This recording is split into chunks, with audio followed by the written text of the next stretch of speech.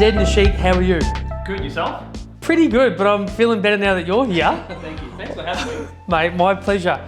Now I have to ask you, it's been like nearly 2 years now, and you're in real estate, so a lot of people would say, oh, they've had it fine and they haven't had to shut down and real estate's going through the roof and times are great, but everyone's had their challenges. What's been the biggest one for you? Because you're an upbeat guy, you're out there, people would look at you and go, wow, if only I could have that amount of energy, but you must have had your moments. Of course, like everybody else. I mean, it's business as usual in an unusual way. And when times get tougher, you just got to get tougher yourself and you got to think outside the box. I mean, everybody's chasing money on a daily basis so much, but they actually forget that the most important part in your life is your health. So if you don't have your health, you can't get the wealth. So if there's lockdown, focus on the solution, focus on your health. I mean, some businesses are getting paid just to go for walks and focus at home. I'd rather be healthy than go out there and get this bloody virus that's going on. I mean, whether it's true, it's not true, if it's conspiracy, who gives a fuck? Yeah. It's real. So your health is your wealth. Yeah. And I focused on that, and then I focused on reading as many books as I can.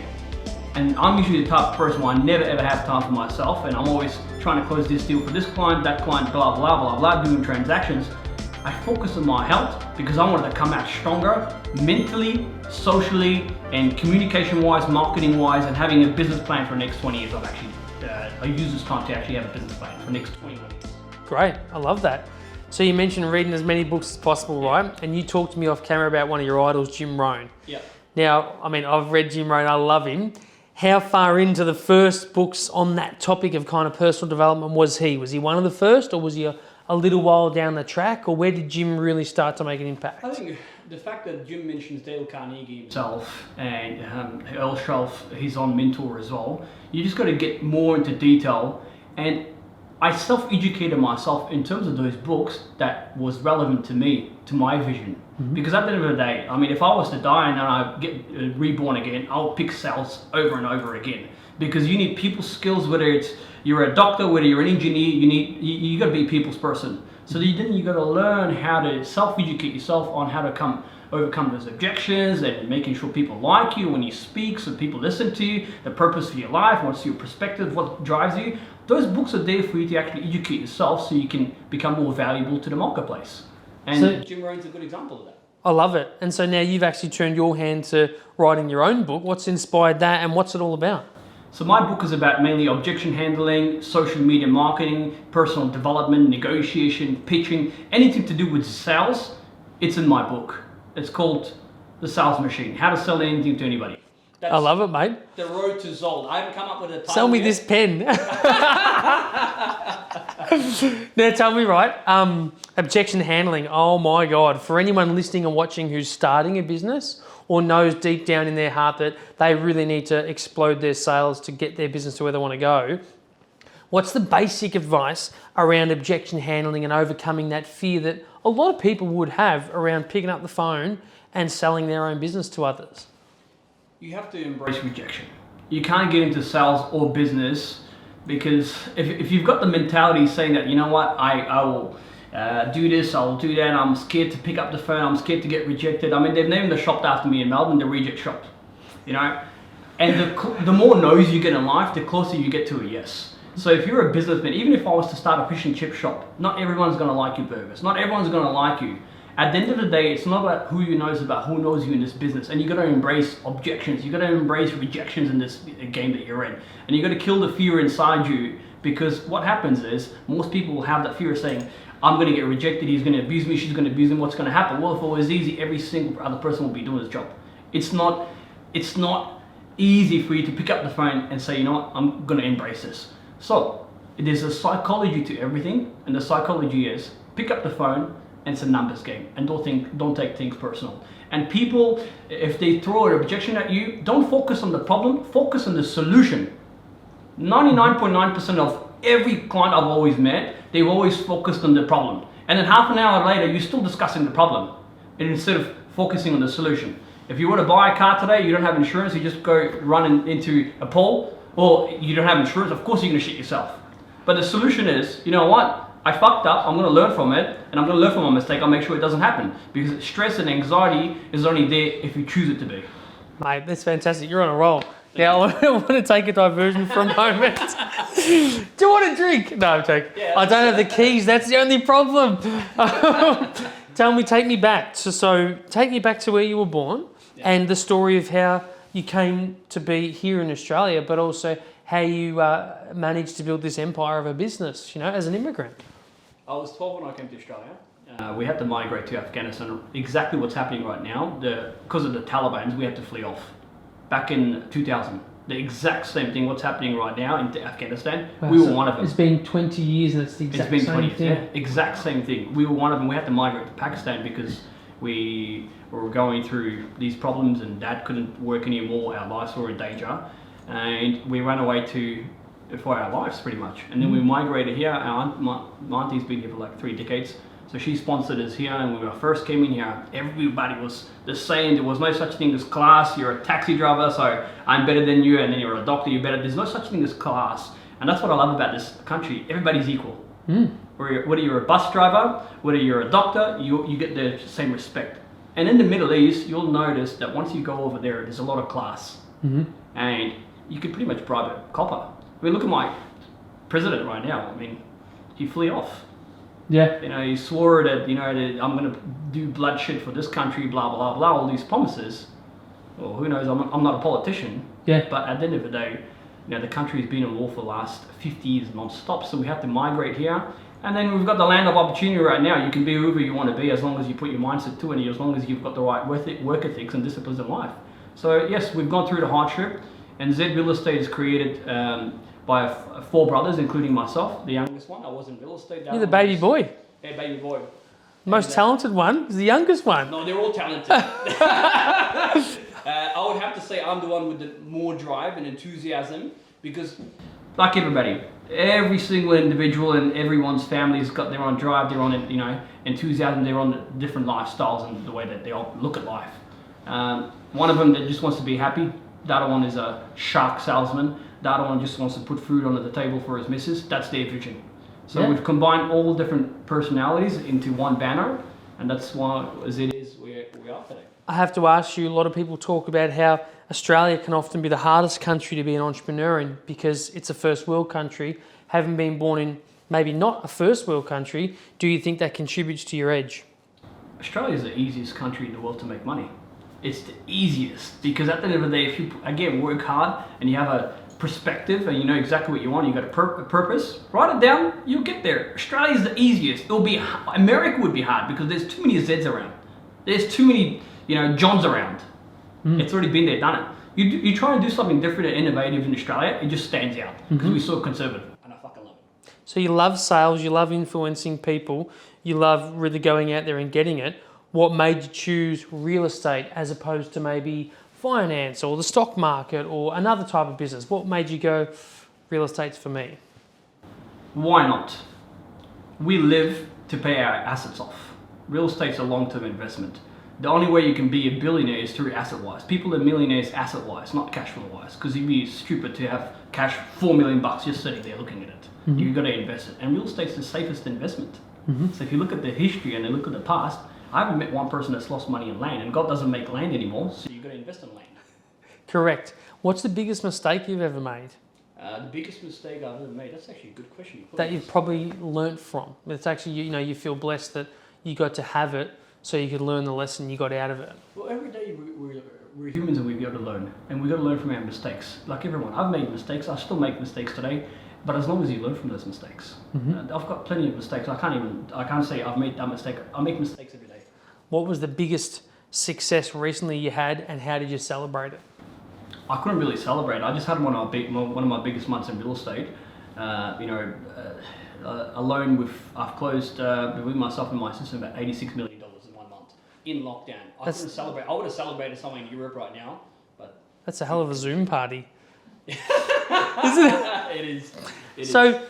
So you sell $86 million in real estate in a month in a lockdown, and you're kind of like hyper specific with the area you focus on. What makes people just so compelled to want to list their house and buy a house with you? Like, what is making people just go, there's nowhere else I'd rather go, I've just got to be with Zed? Looking at Zed itself, it's a one-stop shop. And if you think about real estate.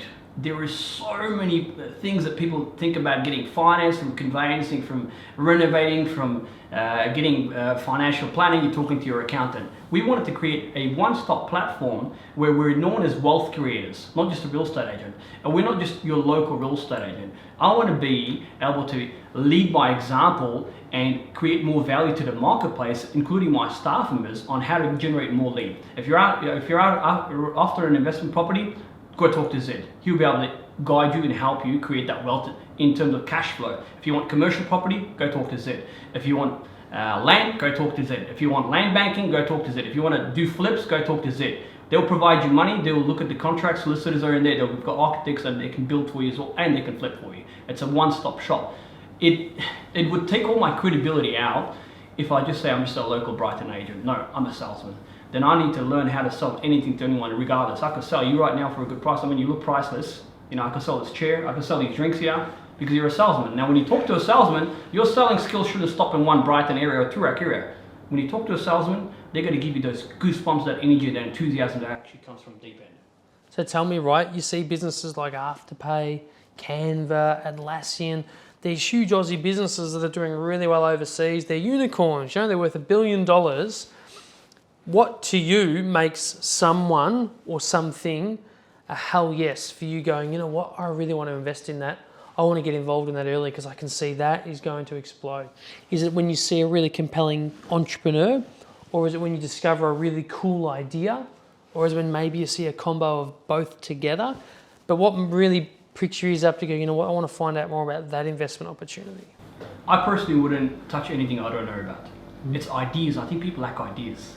And people lack that discipline to be able to write it down. And if they want to do that Afterpay, I think great, smart idea. That was an idea that it all started with, you know. And then obviously the business plan came into action and all that. Personally, myself, I don't touch the stock market. I want to tap into something else if I don't have the knowledge for it. I want to tap into my next businesses. I've just joined companies with furniture place. You know, we're in the process of negotiating on a warehouse. So we stage our own houses, we supply furniture as well, because when you buy a house, you've got that shop. So as you're in this building right now, that will be the Zed Tower. You're gonna have furniture shop, you're gonna have car dealer, you're gonna have suit shops, everything. I'm gonna create that idea under the Zed banner, one-stop shop. What about a Macca's? Macca's? I do love the good French fries. It sounds like you're McDonaldizing Zed, I love it. Mate, this is great. Macca's is, yeah? Yeah, well, you tell me. It's a property. It's a real estate business. Yeah, there you go. I love it when people describe a business, and often we think it's a tech business or it's a property business, but it's actually something else. Yeah. It's quite refreshing to understand the psychology, isn't it? You know, there's some great examples of that. Tell me, right, has there been an example in your career where you've received some advice that someone told you was supposed to be really good advice, but actually upon reflection, you've thought to yourself, you know what, that wasn't that great? Or maybe you've witnessed someone else being given advice in your team or around you, and you've had to step in and say, hang on a minute, look, that's actually not quite on point. I'm going to have to correct you there. And were you brave enough to do that? I don't like discouraging people. I like to lead by example. And I love it. Like, I am where I am because I've been influenced by some of the most successful or influential people that are very successful in their specific fields. And every time they've spoken to me, kid, you've got a bright future. You're going to do amazing. I have never met anybody like you, and you're going to be very disruptive very soon. To bring that out of a human, you'll always look back and you think, you know what? He was right. I got more to give. So then you've got to surround yourself with those people that actually bring out the best out of you. That's been a massive influence in my life, and that's exactly what I'm doing to others, that I can see that they're disciplined to work. But if they do something wrong, I wouldn't discourage them, because you know what? If plan A, if John's done it, why can't you do it? You can do it better. Yep. I would never stop anybody from saying, you know what, you can't do that. I'm not one person to do that. But I'll be like, I'll encourage them. If it's been done before, why don't you do it? If you got an idea, you believe in it, fuck everyone else, you make it work. So tell me, right, what's the difference between having a 21-year plan and not a 20-year plan? You mentioned earlier a 21-year plan. Sure. I'm intrigued.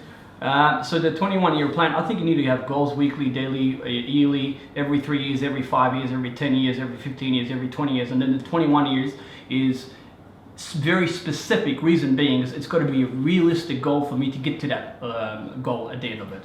And I've worked out exactly what I need to make every single year, how many transactions do I need to do, what I need to do in order to get to that goal. But people put in goals and they say in 5 years I want to get there. So it's better to have a vision of that 21 years. And then I'll be 51. So, you know. So Nice, mate. You're only 30. 31, yeah. Wow. Geez, you're making me feel bad. I'm an old guy. Now, I want to ask you, right? Everyone has certain elements of their day or their routine or ritual that they do that really helps them set up, like you mentioned, daily, weekly, monthly goals. What is it that you live and die by every day that really helps you get a really efficient day out? So is it meditation? Is it some form of diet? Is it gym? You know, what are the things you like to do in your day that just help you ensure you're going to have a really ripping, optimal day? I'm personally not a morning person. I wake up at 8 o'clock every single morning. Okay.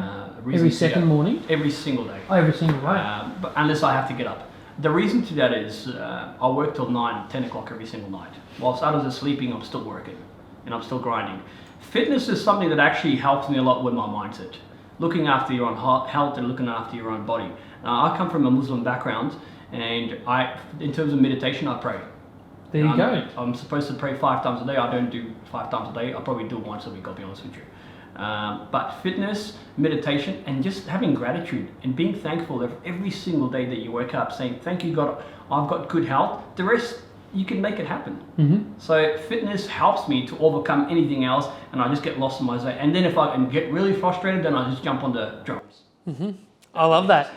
Hang on, so we covered that off in the clues, but so you drum in a band. Yeah. At what age did you learn? And do you do the stand-up drumming as well as the kit? Yeah, I do the stand-up drums. I do any type of drums, hand drums, but mainly acoustic drums is what I play, and I've been doing this since I was 10 years old. Mate, I love that. You've got $1 million right now, but you can only spend it in the next 24 hours, then it just disappears. Where would you honestly think you could make the biggest impact in 24 hours right now with $1 million? I would invest in social media marketing. Very nice. Yeah. So Facebook, Instagram, TikTok. What's a TikTok? I don't have TikTok. Okay, you got to get onto it, yeah? I want to get onto it. I've been saying. So that's something Chelsea can do. Yes. I'd love to get on TikTok. Honestly, so all the money in the world, you'd pour it into social media advertising. Back in marketing. So talk to me about your experience. Did you get in early, or have you just really treated it seriously to understand how it can really work for your business? Or are you just doing it because still so many agents don't get how important it is? Like, why the priority? Social media means a personal website, and a lot of people think it's just for branding, or they've got 2 different pages. They've got a personal page, then they've got a private page, or then they have a business page. It just doesn't make sense. You're either a real estate agent or you're not. You're either an entrepreneur or you're not. You can't just have a business page and then have a split personality. It just doesn't work. So if you want my advice to anyone that's watching out there, 1 page, make up your mind. If your dad asks you how was your day, say, unfucking believable, Dad. I just sold this amount of products today. Because your dad's judging you, your sister's judging you, your friends are judging you, and if they're gonna watch your story, let them watch it. Most likely they'll be sitting with somebody else out there. Then they will get influenced. Oh, look at this, look what John did over here. So social media marketing is a personal website to market yourself for free. What's been the biggest level of virality you've achieved on social media? What type of video or content was it that just blew up completely? My rap video. Every person in the country knows. Oh, okay. I'm looking forward to hearing more of this. Any sales agent that's in the game, they already know that, just jump online and you Zed Rap. Yeah, I did a couple of music videos, which helps when you're a musician a little bit. Yeah. Now, mate, before we wrap up, anything else to add? Do you want to tell me a little bit more about this book, how it's going to work with people being able to get their hands on it? What's involved there? So I've created a training manual. It's about objection handling. It's got my scripts. It's got my dialogues on how to market yourself, create a personal brand. That's coming out probably in the next 48 to 72 hours. It's already done. By my book, I haven't come up with the title. It may be called The Road to Zold or Journey to Zold, whatever it is. I'm working with a couple of publishers right now, which I can't disclose too much. The book will be out maximum and the nearest marketplace probably in maximum 6 months time, and I don't want to launch it yet as well due to the restrictions that we have. I want to be able to make sure that it's at every single airport in the country. Zed Nasheet, what a pleasure, mate. Thanks for coming on the show. Thank you so much for having me.